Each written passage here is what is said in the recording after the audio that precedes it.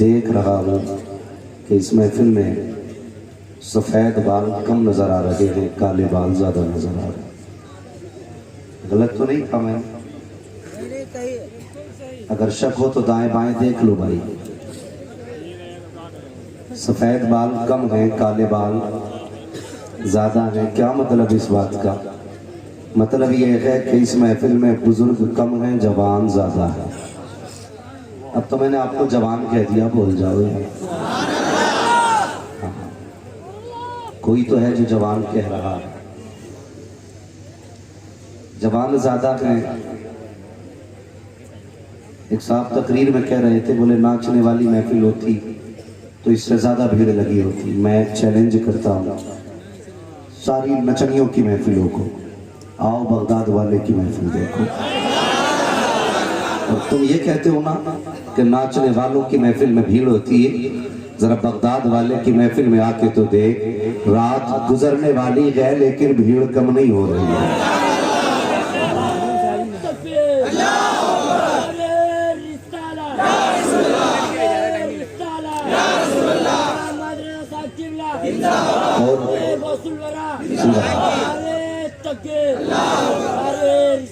اور ان لوگوں کو بھی میں دعوت فکر دیتا ہوں جو چیختے رہتے ہیں کہ جوان دور ہے دین سے، جوان دور ہے۔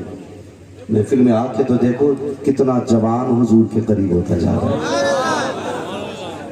یہ جتنے کالے بالوں والے بیٹھے ساری جوان ہیں نا، لیکن اللہ کی قسم کھا کے کہتا ہوں ناچ کی محفل میں اتنے بچے نہیں ملیں گے جتنے حضور کی محفل میں بچے بیٹھے ہیں۔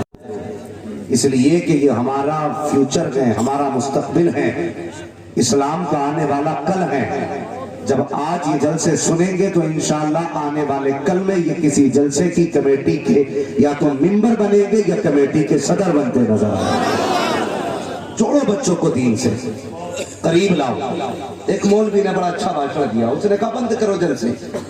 میں نے کہا جی بس کیجئے، جسے دیکھو یہی آگ لگی ہے، یہ بند کرو وہ بند کرو، کیا فرق پڑتا؟ کہنا تھا جلسے سے کوئی کام نہیں ہو رہا۔ میں نے کہا مولوی ذرا گھوم کے دیکھ، اگر جلسے سے کوئی کام نہ ہوتا نا تو حضور بغداد والے کے خواب میں آ کے یہ نہ کہتے بیٹے تقریر کیا کر، یہ نہ کہتے تقریر کیا کر۔ غوث پاک کیا فرماتے ہیں؟ حضور میں تقریر نہیں کر پاتا، فرمایا منہ کھول، فرمایا منہ کھول۔ حضور نے 7 مرتبہ لعاب دہن ڈالا۔ کتنی مرتبہ؟ سارے بولے کتنی مرتبہ؟ اور زور سے کتنی مرتبہ؟ 7 مرتبہ۔ اگلی رات سوئے نہ تو پھر نجف والا آقا آ گیا۔ مولا علی فرمانے لگے عبد القادر نانا سے تو لعاب لیا ہے نا، بابا سے بھی تھوڑا لعاب لے۔ 6 مرتبہ آپ نے لعاب ڈالا۔ وہ سپاک فرمانے لگے حضور آپ نے 6 مرتبہ اور نبی نے 7 مرتبہ۔ مسکرا کے کہنے لگے علی کچھ بھی ہو جائے نبی کے برابر تو نہیں ہو سکتا ہے۔ یہ ان لوگوں کے منہ پہ بھی تماچا ہے جو برابر میں کھڑا کرتے ہیں حضور کی حضرت علی کو۔ خود کہتے ہیں علی کچھ بھی ہو جائے نبی کے برابر نہیں ہو سکتا۔ سمجھے نہیں؟ فرمانے لگے اگر میں 7 مرتبہ ڈال دیتا نا تو تعداد میں حضور کے برابر ہو جاتا، اس لیے میں نے 1 مرتبہ کم ڈالا ہے۔ اب بغداد والا آقا کیا کہتا ہے کہ سنیں، فرماتے ہیں جس کی زبان میں جتنی تاثیر زیادہ ہوتی ہے اس کو اتنا کی زیادہ میرا حصہ ملا ہوتا ہے۔ تو ہمیں سوچنا چاہیے ہم کہاں بول رہے ہیں۔ اللہ سلامت رکھے۔ بس فکر دینا چاہتا تھا، آیا کرو جلسوں میں، بیٹھا کرو جلسوں میں۔ یہ جلسے کیوں ایجاد کیے گئے؟ اس لیے کہ جو قوم مدرسہ نہیں جا سکتی وہ طبقہ جلسوں میں آ سکتا ہے۔ جو بزنس مین ہے وہ مدرسہ نہیں جا سکتے، جو بزنس مین، سروس مین، کسان ہیں، کام والے لوگ ہیں، مدرسہ نہیں جا سکتے۔ دیوانے سال میں 2 بار حضور کی محفل سجا لیتے ہیں۔ جو کہیں نہیں جا سکتے وہ حضور کے جلسے میں آ جایا کرتے ہیں اور انہیں دین جلسوں سے سکھایا جاتا ہے۔ اللہ آپ کو سلامت رکھے۔ کمیٹی والوں آپ کی نسلیں آباد ہوں، جلسے میں آنے والوں آپ بھی خوش رہو، آباد رہو۔ کس کی محفل میں بیٹھے ہو جس کے بارے میں بریلی کے امام کہتے ہیں تیری سرکار میں لاتا ہے رضا اس کو شفیع، جو میرا غوث ہے اور لاڈلا بیٹا تیرا۔ اللہ اکبر، بہت بڑی ذات تاجدار بغداد کی ہے۔ غور کریں، کوئی ولی بنا 40 سال کی عمر میں، کوئی ولی بنا 50 سال کی عمر میں، किसी को विलायत मिली 30 साल की उम्र में। ताजदार बगदाद वो हैं जो आलम अरवाह में भी वली हैं। ये ताजदार बगदाद की शान है। मैं इधर नहीं जाऊंगा झगड़ा क्या चल रहा है, किसकी गर्दन पे पैर है किसकी नहीं, खुद फैसला कीजिए। जब मेरे बगदाद के ताजदार ने ये कह दिया कदमी हाज़िही अला रकबती कुल्ली वली अल्लाह, मेरा ये कदम हर वली की गर्दन पर है, तो जनाब दो बातें रह गई, या तो अपने को वली मान, और वली मानेगा तो फिर कदम भी मानना पड़ेगा, और कदम नहीं मानता तो फिर वली भी मत मान। इसलिए कि जिसकी गर्दन पे उनका कदम नहीं वो वली नहीं है। फैसला आपको करना, गाली बकना मेरा काम नहीं, मैं तो सीधी सच्ची बात समझा के जाता हूँ। बगदाद वाले ने ये कहा जिसकी जो वली है उसकी गर्दन पे मेरा कदम है। अब झगड़ा ना करना, अगर कोई कहे ना मेरे पीर की गर्दन पे नहीं है तो झगड़े की जरूरत नहीं, समझ लेना वो वली नहीं है। समझ गए ना मेरी बात? बड़ी संजीदगी से समझाने की कोशिश कर रहा हूँ। बड़े झगड़े चल रहे हैं, लेकिन याद रखिए हमारे आला हजरत ने जो हमें पढ़ाया है ना वो बड़ा छान फटक के पढ़ाया है। आज के मौलवी जो हमें समझाते हैं ना, किसी को एक फन आता किसी को दो आता है, लेकिन अकीदा हमारा उसने सवारा है जिसको 150 से ज्यादा फनून आते थे, जिसके पास 150 से ज्यादा उलूम थे, उसने हमारा अकीदा सवारा है और इस प्यार से सवारा है। बगदाद वाले से कैसी अकीदत रखनी है, फरमाते हैं तुझसे दर से सग से है मुझको निस्बत, मेरी गर्दन में भी है दूर का डोरा तेरा, मेरी गर्दन में भी है दूर का डोरा तेरा। सारे 11वीं वाले बैठे हैं, सारे 11वीं वाले, मगर हाथ सोच समझ के उठाना। मैंने 3 किस्में समझी हैं 11वीं वालों की। एक वो हैं जो 11वीं खाते भी हैं खिलाते भी, समझ गए ना? जो 11वीं समझे तो बोले, जो 11वीं खाते भी हैं और खिलाते भी हैं। एक वो है जो सिर्फ खाते हैं खिलाते, तीसरी क्वालिटी वो है जो ना खाना चाहती है ना खिलाना चाहती। इन्हें भी समझ गए हो, लेकिन ये बीच वाले कौन है, इन्हें समझा आपने? ये वो है जब 11वीं आती है तो नहाते हैं, खुशबू लगाते हैं, टोपी पहनते, वो गांव में निकलते हैं, दुरूद लगवा लो भाई, घर घर फाथा पढ़ते हैं, 11वीं की नियाज देते घूमते, शाम तक रहे, वो अपने घर में नियाज ही नहीं लगी। ये वो हैं जो सिर्फ खाना जानते हैं खिलाना। कुछ ऐसे भी हैं जो खाना भी जानते हैं खिलाना भी जानते हैं, लेकिन तीसरी क्वालिटी बड़ी खराब है। अल्लाह बचाए हमारी कौम को। आज रिश्ते बड़ी डट के चल रहे हैं, जहां पैसे वाला देखा कोई बात नहीं यार, अकीदे के झगड़े तो मौलवियों के हैं ना, कभी ये गलत फैसला न करना। आला हज़रत फरमाते तुझसे और जन्नत से क्या मतलब, वहां भी हम रसूलुल्लाह के जन्नत लग रहा है जो नहीं बोल रहे दावत उवत में खाते हैं। जब बोलने की बात है, हमारी कौम बड़ी अच्छी है शबीर साहब, जब इनसे कहा जाए ना बोलो तो बोलते ही नहीं, और जब इन्हें छुपाया जाए तो पूरी मीटिंग मस्जिद में करके उठते हैं। तेरी फसल कितनी हुई है आज, उसके धान कटे, उसके गेहूं निकले, ये सारी बातें मस्जिदों में कर लेते। भाई जहां बोलना चाहिए वहां बोला करो, जहां ना बोलना चाहिए वहां ये बोलने की जगह है कि चुप रहने की जगह है? तो जब बोलने की जगह तो बोलिए। तीसरी क्वालिटी वो है जो ना खाना जानते हैं ना खिलाना चाहते हैं, मगर हैं बड़े कभी फंस जाते हैं तो कोनियों तक हाथ ऊपर करके खाते हैं, और अगर सुन्नी कोई फंस जाता है तो मारते हैं उसको। झारखंड में एक जगह जाना हुआ ना, तो 2 भाई आए होते हुए, उन्होंने कहा जी पूरे गांव में हमारा ये घर है सुन्नी, और हमें कई बार इन्होंने मारा, वहाबियों ने, सर पे चोटों के निशान थे। हम तो उनसे क्या कहते हैं, हुजूर के अखलाक कितने अच्छे थे, कूड़ा डालने वाले को माफ किया, तो झंडे वाले को मार रहा है।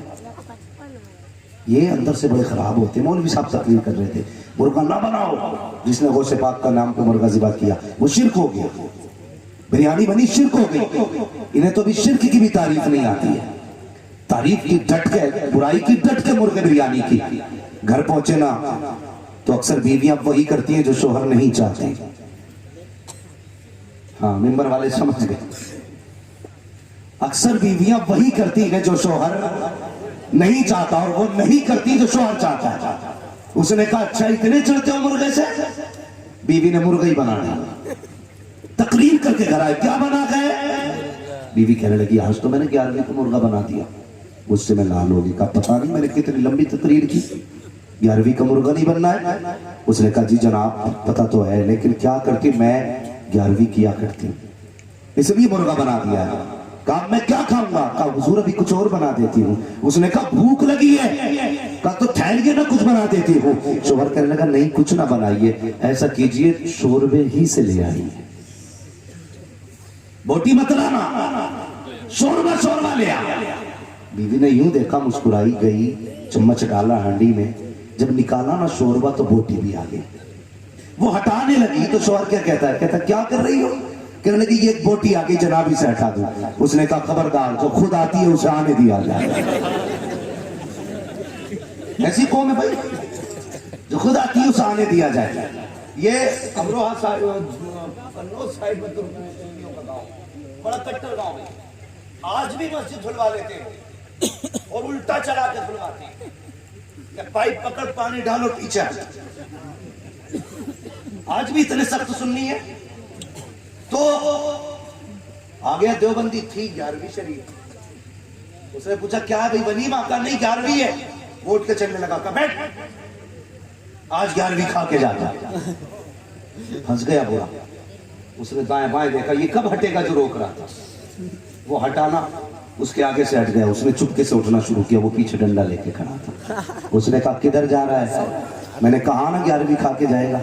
उसने कहा नहीं ये बड़े पीर की 11वीं है ना, तो बिना वुजू नहीं खानी चाहिए, मैं वुजू करने जा रहा था। तो ये वो है जो मजबूर होके खाते हैं, सुन्नी वो है जो मसरूर होके खाते हैं। आज तकलीफ इस बात की है, हमारे उलमा पूछते हैं यार गौस की ये फजीलत बयान कर रहे हो किस किताब में है? मैं कहता हूं खाली बाजतुल असरार पढ़ लेना तो कसम खुदा की कभी सवाल ही नहीं करेगा कि बगदाद वाले की शान क्या है। कहते समझ में ही नहीं आती। मैंने कहा वो करामत क्या जो समझ में आ जाए?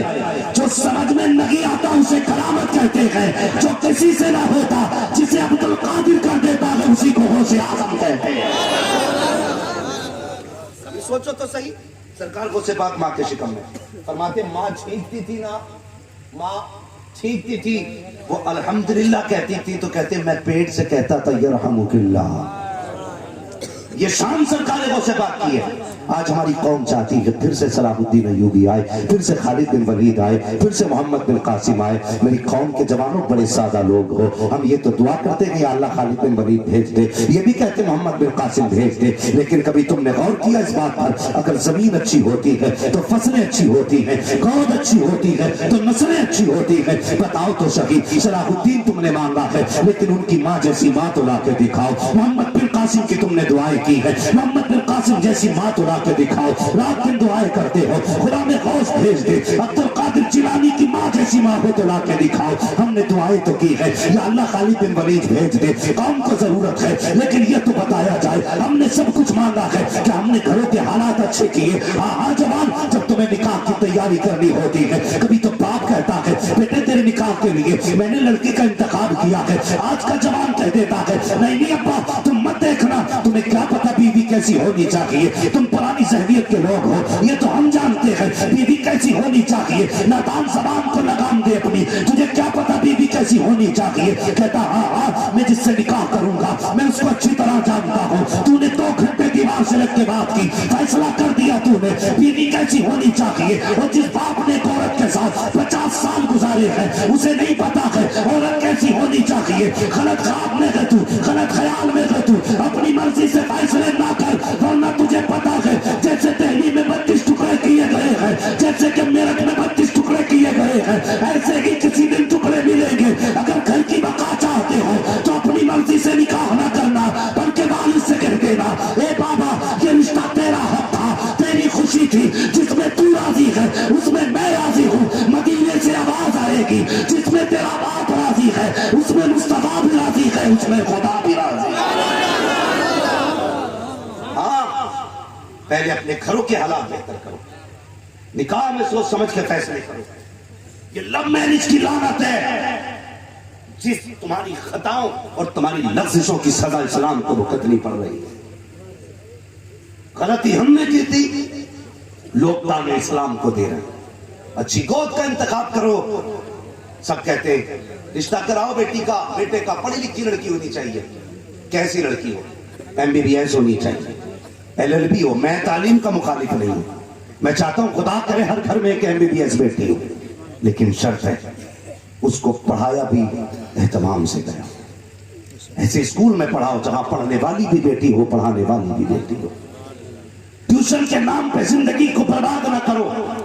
और सबसे बड़ा नुकसान कौम को जो हुआ है, ये इस चीज से हुआ है जब से ऑनलाइन तालीम शुरू हुई है, इस कौम का तो प्यार ही गलत करके रख दिया। ऑनलाइन के नाम पे तुमने मोबाइल दिए बेटियों को, लैपटॉप दिए और आराम में चादर ओढ़ के सो गए। बेटी तालीम हासिल कर रही है, क्या क्या कुल्ला खिलाई तुम्हारी बेटी ने? कभी तो उसका मोबाइल चेक कर लिया करो, कभी उठा के कहना बेटी मोबाइल का लोग, मोबाइल बता। जब मोबाइल लेते हो तो उसमें लोग लगा है, उससे पूछ बता तो बेटी तेरे मोबाइल में ऐसा क्या है जो तूने लोग लगा के उसको छुपाया है? पासवर्ड डालने की क्या जरूरत पड़ गई? ऐसा कौन सा सीक्रेट था तेरा जो अपने बाप से छुपाया जा रहा है, मां से छुपाया जा रहा है? तुम कहते हो बेटी काबिल बन रही है, और देखो मेरे हाथ जुड़े हैं। खुदा के ऐसी डिग्रियां बेटियों को ना दिलाओ जिसकी वजह से इस्लाम को शर्मिंदा होना पड़े। ऐसी तालीम बेटियों को ना दो जिसकी वजह से कुरान पे लोग उंगलियां उठाए। ऐसी तालीम बेटियों को ना दो जिसकी वजह से बाप समाज में शर्मसार हो जाए। अगर देना ही है तो बेटियों को कनीज़े फातिमा बना दो, तालीम मुस्तफा दे दो। अगर तेरी बेटी का जनाजा उठेगा, दुनिया कहेगी प्रधान की बेटी जा रही है, कोई कहेगी कसाब की बेटी जा रही है, कोई कहेगा जिम्मेदार की बेटी जा रही है, कोई कहेगा ठेकेदार की बेटी जा रही है। फरिश्ते कहेंगे चुप हो जाओ, ये तो तुम जानते हो कि ये जिम्मेदार की बेटी है, लेकिन हमसे सुनो, ये कनीज़े फातिमा ज़हरा बन के जा रही है। मुस्तफा की रूहानी बेटी का जनाजा जा रहा है। ऐसी तालीम बेटियों को दो। हाँ, भले ही हमारी टिकटॉक पे खर्चे कम हो, बच्चियों की तालीम पे खर्चे आला कर। लोग कहते थे जी पर्दा तो दिल का है, शर्म कर। मेरे हुजूर की बारगाह में हुजूर की ज़ौजा उम्मुल मोमिनीन बैठी है, अंधे सहाबी आए, अंधे बैठी रह गई। हुजूर ने फरमाया तुम क्या कर रही हो? कहा हुजूर ये तो नाबीना है। तो हुजूर फरमाने लगे उनकी तो आंखें नहीं है, तुम्हारी तो आंखें हैं। उम्मुल मोमिनीन जिनसे निकाह तक हराम है, और वो जिनका इंतखाब मुस्तफा के बिस्तर के लिए हुआ, कसम से उससे ज्यादा पाक औरत नहीं हो सकती। हाँ, उनसे हुजूर कह रहे थे कि उसकी आंख नहीं, तेरी तो आंख है। और तुम कहते हो पर्दा दिल का होता है। कितनी बड़ी गलतियां तुमने की है। दिल दुखता है हमारा। हम तो गए बिजनेस में बैठ गए, हमने समाज नहीं देखा। हम सफर करते हैं शब्बीर भाई, हम देखते हैं क्या देखते हैं, हाथ में किसी के भगवा कलर का धागा है, तिलक भी लगा है, नकाब वाली बेटी गाड़ी में बैठी है। कहाँ गई हमारी हया? एक तिलक थाली के पीछे बाइक पे हमारी बेटी बैठ जाती है। बाप कहता कुछ नहीं, राजू बेटा लगता है, राम श्याम भाई लगा करते हैं, हमें पापा कहते आवाज देता है। और तुम कितने बेगैरत होते जा रहे हो। अपनी बेटियों को ऐसे मारा छोड़ा जाता है, तुम्हें ये तक पता नहीं है बेटी किसके साथ जा रही है, तुम्हें ये तक पता नहीं है किसकी गाड़ी में बैठ के जा रही है। कब विश्वास करते हैं हम मैं कहता हूँ वो प्यारे अक्सर तकलीफ वही देते हैं जिन पे विश्वास किया जाता है, हमेशा वही लूटा करते हैं जिन पे एतमाद किया जाता है। कभी आंखें बंद करके एतमाद न कर, तेरी अकल अपनी जगह है, लेकिन आमिना के लाल की अकल अपनी जगह है। तुमने बेटियों को ये सोच करके भेज दिया कि ये अपना बेटा लगता है, हमें पापा कह के आवाज देता है। और मुझे बता तो सही, तूने गैर की बाइक पे बेटी बैठाई, तेरी हया टूट गई थी, पूछ इस्लाम से बेटी का मकान क्या है। इस्लाम तो ये कहता है अगर सगे भाई बहन जवान हो जाए तो एक बिस्तर पे कांधे से कांधा लगा के नहीं बैठ सकते। और मुझे बता तो सही, अगर सगे भाई बहन एक बिस्तर पर कांधे से कांधा लगा के नहीं बैठ सकते तो गैर मजहब वाला